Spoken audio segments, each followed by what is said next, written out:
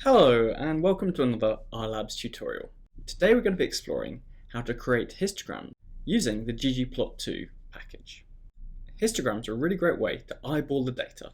Are certain values more frequent than others? And is this distribution symmetrical, skewed, or even bimodal? Today we'll be introducing the basics of creating histograms using the object geom-histogram within ggplot2. And then we'll be manipulating certain characteristics of this histogram, like making multiple panels, adding color, and of course, tidying up the graph to make it look pretty. Finally, we'll also introduce how to produce density plots. Initially, there seems to be a lot going on when you produce a ggplot, but it's quite simple when you break it down into the small properties, such as the ggplot object, the layers that you add to this object, and then the global options that you can change. For more information on the specifics of these individual components, please see our other videos on creating box plots and scatter plots using the ggplot2 package. Okay, so let's go ahead and move over to RStudio. So today we're going to be using a dataset from Ernest's 2003 paper in ecology, which looked at the life history characteristics of non-flying mammals.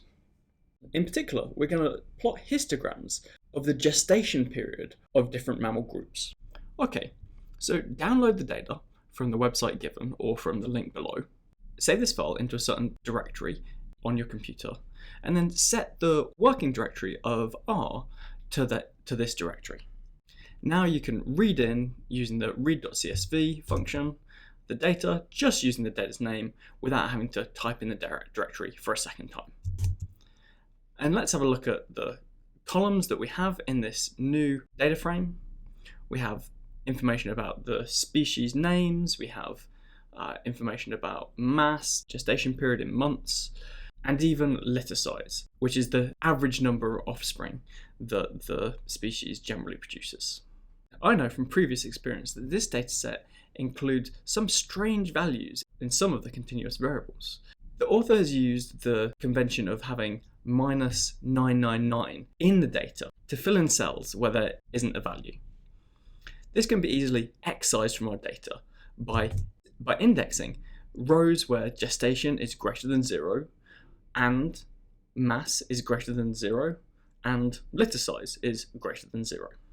Now we've performed this basic cleaning task, we can go ahead and run the first coarse histogram. And here you can see that we've got gestation along the X and we've got a count along the Y. And we can see that for all mammals of our data set, we've got this skewed distribution. Okay, so let's go on and just manipulate one of the simplest characteristics, which is changing the bin size. Here you can see we've made the bin size a little bit smaller than the default setting, and we can play with this to make it smaller or larger as we see fit. Next, we can go ahead and try and subset this plot and produce many panels according to the different mammalian orders. To do this, we just add the facet dash grid and specify that we want the rows to be according to the order of mammal groups, and we're not going to create panels according to the columns. So from this, we can see that there's a lot going on and we can't quite see this data very clearly because in some cases, certain orders have a lot of data, whereas other orders are more poorly sampled. To overcome this, we can maybe focus in on the groups that are best sampled. So let's work out which those are. So let's use the xtabs function, and this will give us the sum of observations each mammal order.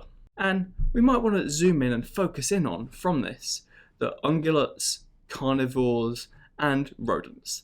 Okay, so to do this, let's create a new data frame where we're interested in just those 3 orders of mammal. So to do this, we can index our old data frame.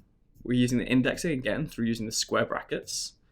And we're going to specify rows that have orders equal to ungulates, or, so we're using the conditional statement, carnivores, or rodents. And we'll take all the columns for this. We've assigned this new data frame to be called mydata.list. large orders, so where we have the largest samples. And we can now use the same GG code again, but this time pass to it this subsetted data frame. Okay, and this is starting to look really interesting now. So we can see for ungulates that there's a seemingly symmetrical distribution. For carnivores, there's maybe even a bimodal distribution. And for rodents, potentially we're still getting this left skewed distribution. So we can go one further than this, and we can maybe try and investigate why carnivore has this bimodal distribution. To do this, we might want to add another variable to our facet, see if that variable can explain this bimodal distribution. Let's try and see if other factors affect gestation period. So to do this, why don't we look at the number of offspring, the litter size. If we're interested in adding this as a new set of panels to our facet, then we should really create a categorical variable of litter size. So why don't we do this for species that have a litter size of 1 or a litter size of many. To do this, we can use the vectorized function if else. We can call our data and we say if size is greater than 1, then we'll return 1 in litter. And if it's not greater than 1, we'll return many in litter.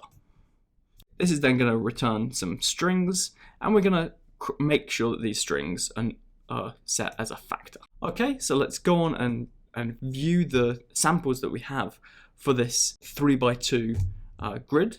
And we can see automatically it's a good job we've done this, because there's very few examples where rodents have a litter of 1. So we may want to, before we proceed with this, drop out rodents from our visualization and just concentrate on ungulates and carnivores for litters of many or 1. To do this, we'll just take our old data frame and exclude rodents from it. Okay, and now we've done all this messy data handling, let's jump back into it and let's create a new histogram ggplot, but this time we're going to add into the facet columns that are sorted by litter size. So as you can see, we've got a 2x2 panel, and in columns we have the categorical variable number in litter, so either 1 in the litter or many in the litter. And if we then zoom in on what's happening in the carnivores, it's really interesting. For a litter of many in carnivores, they take a short gestation period of maybe 3 or 4 months, whereas for carnivores with just 1 in their litter, they seem to take generally much longer gestation period, 7 or 8 months. Okay, so this is telling a really interesting story, and we've done this through the use of exploring our data with histograms. But if we want to go on and make these histograms publication quality, we might want to start adding in some more specifics to the theme option. We can go in here and start changing the main grids, we can change in the panel background, we can change in the size of the text that is displayed on our figure. And although it seems like a lot of code, it's actually really quite simple. We can also go one step further and add some color to our different categories of data. So to do this, I've created a vector called my.color. I've given 4 color values in there that I'm going to assign to each of our 4 categories. So ungulates that have many in the litter, and ungulates that have 1 in their litter, and carnivores that have many or 1 in the litter. And then at the very end of this, I added one small line of code, which was the scale-fill-manual, and I specified that the values are equal to my color. So I'm passing in this vector that I created just prior to running the ggplot code. And I quite like this addition of color, because the 2 red colors show that these data are both from carnivores, and the 2 green colors show that these data are both from ungulates. And the different intensities of color maybe reflect the number of offspring. I'm now going to talk extremely quickly about an alternative to histograms, and that is using the density plot. This, instead of giving a count or frequency, will scale the y-axes of our plot according to the proportion or percent that the data is distributed.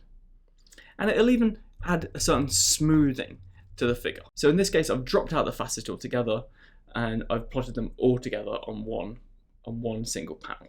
Whilst this looks quite pretty and is initially attractive, some people have some doubts about this type of graphing because it seems to be in some way hiding the viewer from the real data that's underneath it. Okay, so in conclusion, I've introduced you to the geom-histogram object that we can apply to a ggplot. We've also explored how we can use the facet-grid option in ggplot. Here we can manipulate the argument, which is a kind of formula, where the first input is changing the panels sorted by rows, and the second argument is changing the panel construction according to columns.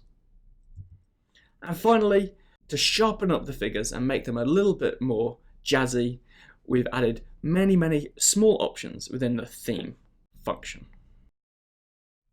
Thank you for listening to this RLabs tutorial video. If you found this useful, you may be interested in our free online Moodle course, or check out and subscribe to our YouTube channel.